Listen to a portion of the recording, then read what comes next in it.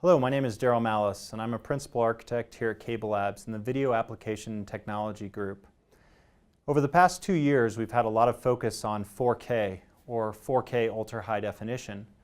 Over those past 2 years, what we discovered is that resolution alone is really not a compelling factor for consumers. But here at CableLabs, what we've done is we've started to look beyond 4K. We've started to look at other factors that could really make a difference relative to consumers. There's 3 primary factors that we've really started to investigate. One factor is bit depth, another factor is color space, and then the final factor is high dynamic range. What we expect is, relative to 4K and relative to new factors, is for 10-bit to really become the de facto standard for distribution relative to bit depth. And that bit depth moves it from 256 increments all the way up to closer to 1,000 increments, which really helps to provide a cleaner consumer experience and a better look, less banding relative to the content that is distributed to them. TVs today, relative to HD, support the BT.709 standard. This is an ITU standard which has been around for quite some time now. The interesting thing is that this space of color was really developed and designed around cathode ray tube televisions, or cathode ray tube technology. Obviously, we've moved way past that in TV technology. And that's why at CES and also this year, you're going to see televisions that support the Digital Cinema Initiative's P3 standard, which is a little bit wider than 709.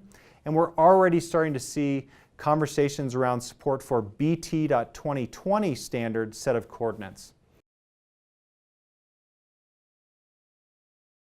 One of the things that's really come on the scene for consumer video is high dynamic range.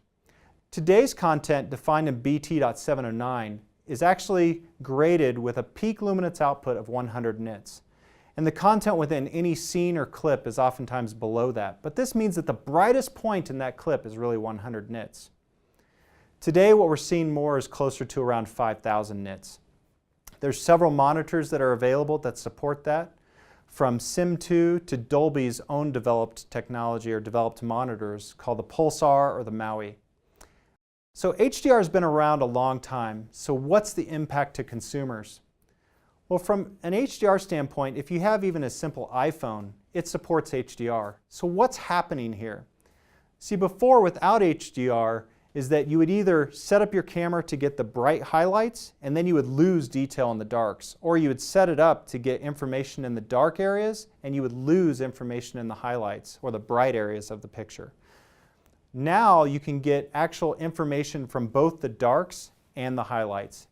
The other aspect is that we just don't know what consumers are going to enjoy.